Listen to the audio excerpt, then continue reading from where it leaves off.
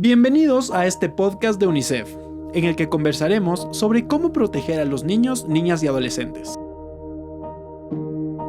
Recuerda, la violencia siempre es violencia, que nada ni nadie la justifique. Hola a todas y todos, bienvenidos a nuestro espacio en UNICEF, donde estamos hablando sobre consejos para padres para prevenir violencia y para atender casos de violencia de niños, niñas y adolescentes. El día de hoy nos acompaña un queridísimo amigo de la casa de UNICEF, Ricardo de Ecuador Dice No Más, con quien hemos trabajado en prevención y atención de violencia por muchos años y quien seguramente tiene muchos consejos que contarnos y historias que compartir con nosotros. Ricardo, bienvenido. Muchísimas gracias por estar en este espacio. Muchas gracias por invitarme, muchas gracias por tenerme aquí. Uno de los temas importantes que siempre nos comentan los padres, las madres, es qué deberían ver en sus hijos y sus hijas, o qué señales o qué alertas podrían encontrar en su día a día para detectar posibles casos de violencia. Está establecido, una estadística mundial indica que el 95% de los casos de abuso sexual se pueden prevenir a través de la educación. Así que el primer paso es educarse, el primer paso es informarse. Un niño informado es un niño protegido. Un padre informado es un padre protector, una madre protectora, ¿sí? Porque en nuestra sociedad hay muchos mitos alrededor de la violencia sexual, hablar de esa palabra sexual genera mucha incomodidad, pero es importante hablar de esto. A mí me da risa cuando él me dice, hay un tema delicado, ¿no? Las cosas delicadas tú no las tocas porque se pueden romper. Este no es un tema delicado, este es un tema necesario para hablar. Porque si tú como padre o madre no hablas del abuso sexual, de cómo prevenir el abuso sexual en tus hijos, o hablar de abuso sexual sobre tus hijos, el agresor, el abusador lo hará por ti, pero en otro contexto. ¿Sí? Entonces es muy importante tener una mente abierta, informarse, leer. Nosotros como socios implementadores de UNICEF, que hicimos la campaña Ahora que lo ves, Dinos Más, que hemos llegado a 12.7 millones de ecuatorianos, 4.8 millones de niños en el sistema educativo, con la campaña Superhéroes, Superprofes, nos da una muestra de que las personas necesitan saber cómo actuar frente para prevenirlo, cómo actuar en el momento de detectarlo y cómo sostener, cómo intervenir en los casos que pasen abuso sexual. Es necesario que la gente conozca, es necesario que la gente sepa ante qué nos estamos enfrentando. Hoy en día, como ustedes muy bien lo dijeron en la campaña, ser niño en este país es muy peligroso. Por supuesto que sí, pero somos los adultos los que somos responsables de protegerlos, ¿no? Entonces, hoy en día estamos enfrentando un problema gravísimo. Nosotros ya hemos enviado esta información a nuestros aliados en UNICEF, que es la explotación sexual, que es el abuso sexual monetarizado. Hoy en día, la explotación sexual, la trata de personas, la trata de niños para fines sexuales, para generar pornografía, videos, etc., es un negocio que está superando el negocio de las drogas. Por la sencilla razón de que una fundita de cocaína la puedes vender una sola vez, pero un niño y una niña lo puedes vender varias veces. Entonces, eso es lo que estamos enfrentando. Aparte, pone pues toda la violencia estructural que estamos viviendo en el país, ¿no es verdad?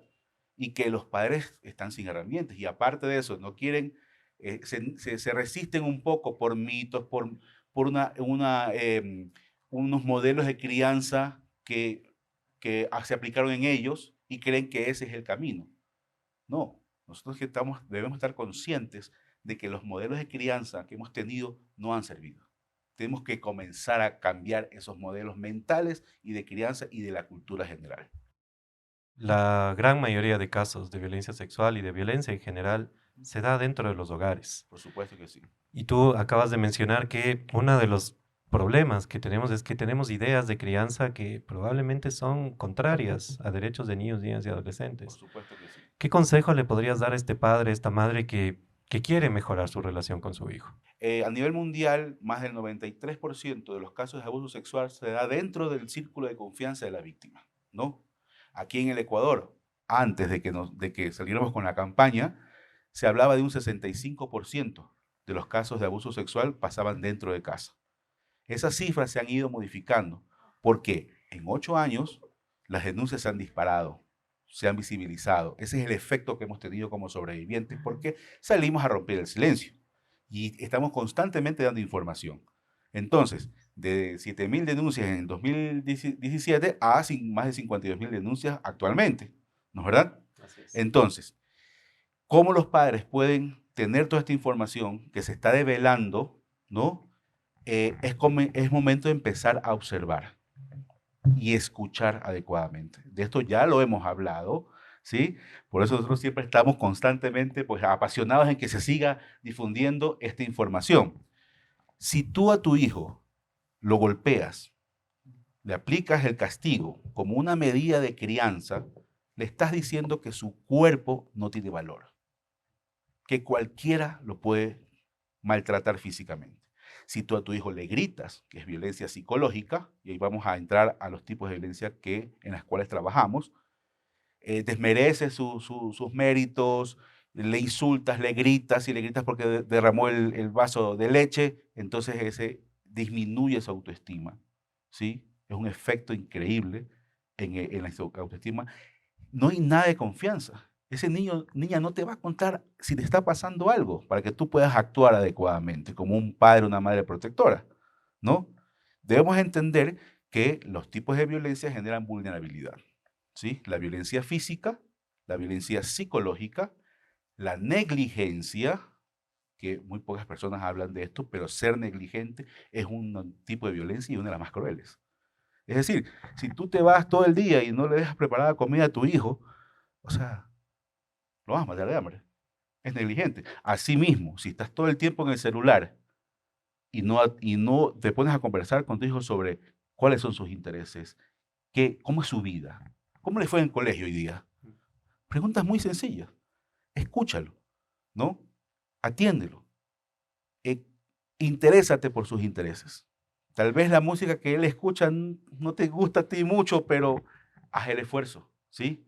Ah, ese es tu cantante favorito. Cuando el niño o la niña empieza a sentir que puede confiar en ti, entonces se genera un vínculo de confianza y un niño, una niña puede contarte lo que le está pasando o puedes prevenir que no le pase.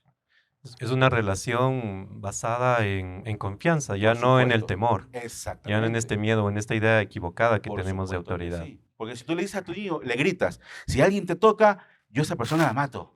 No puede tocarte nadie. ¿Qué estás transmitiendo? Estás transmitiendo miedo, temor. Entonces, si mi papá, mi mamá se pone así, uy, no, mejor no cuento nada, mejor no digo nada.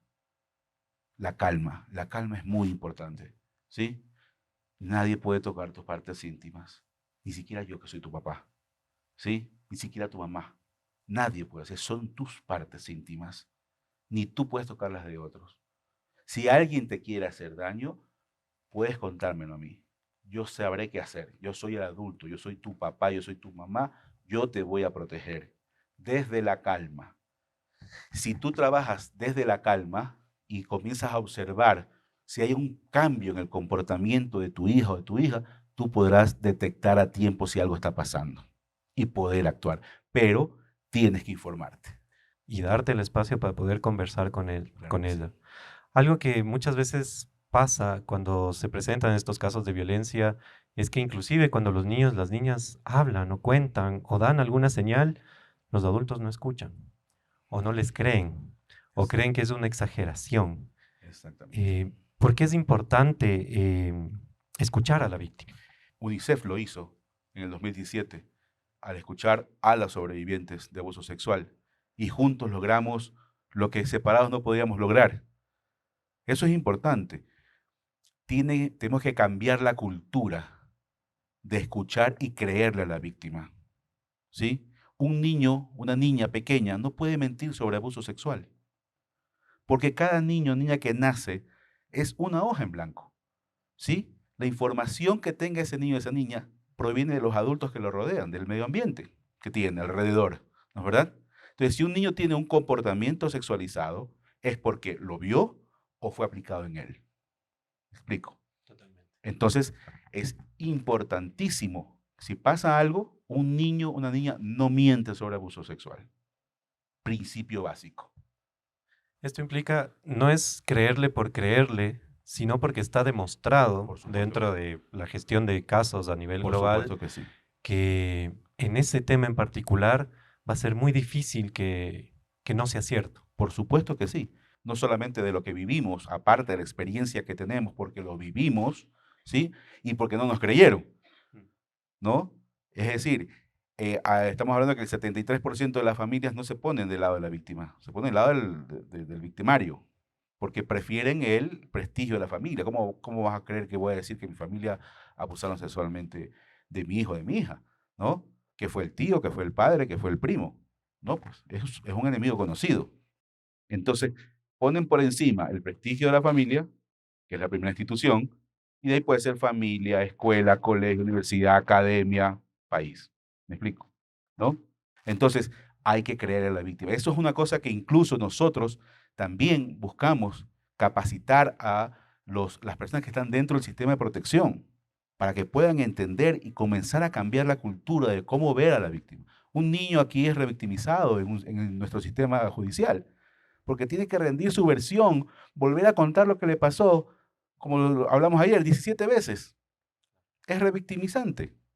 Y es buscar una manera para, ve, se equivocó, ya, entonces no le puedo creer, se está inventando. Hay algo en lo que ustedes han venido trabajando y que evidentemente es un ejemplo, no solamente en el país, sino a nivel regional y global, y que se vincula mucho con este efecto superviviente. Sí. ¿Qué nos puedes contar sobre eso? El camino que una víctima recorre para convertirse en sobreviviente es elaborar el trauma. La persona que vive violencia sexual, la niño, tiene un impacto en el cerebro, ¿sí? Que reduce en 20 años su calidad de vida, su perspectiva de vida. La violencia sexual está comprobada que ese impacto en el cerebro desarrolla un desorden de estrés postraumático. Es lo mismo que vivieron los soldados en la guerra, ¿sí? De ahí surge el término, desorden de estrés postraumático.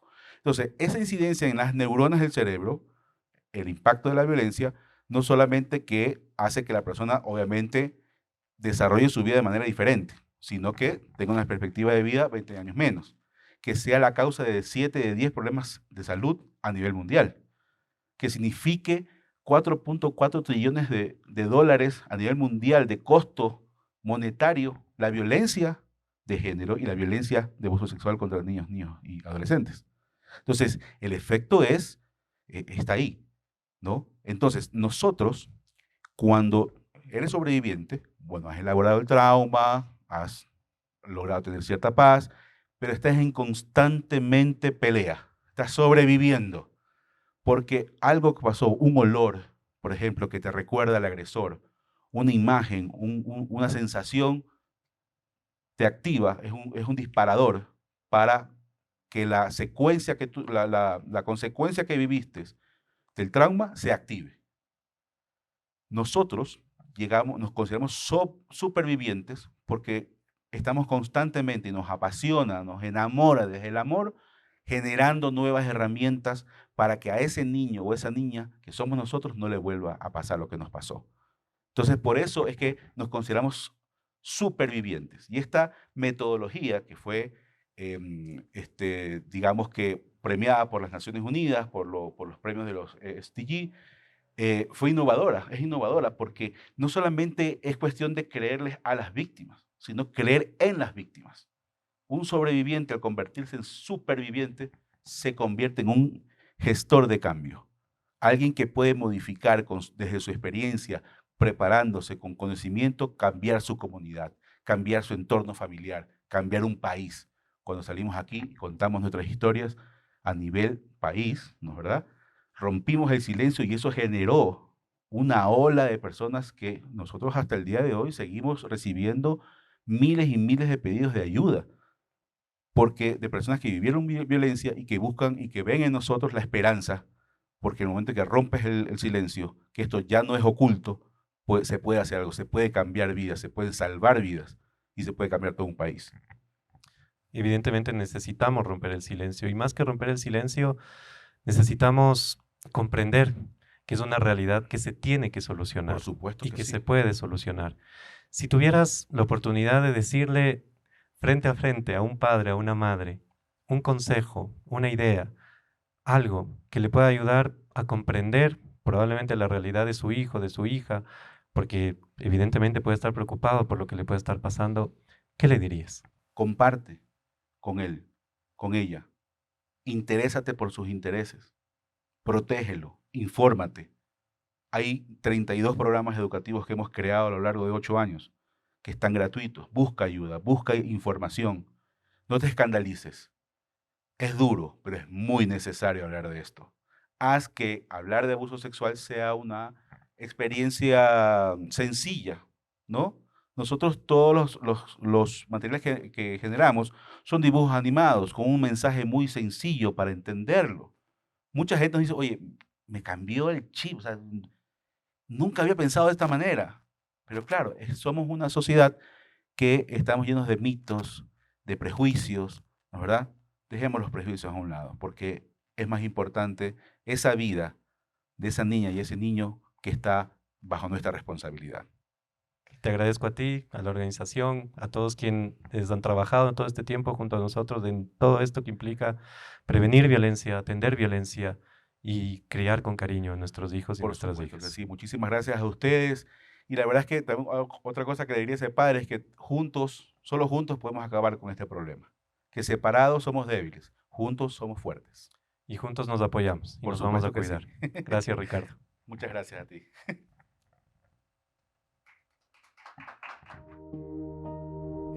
Gracias por escucharnos.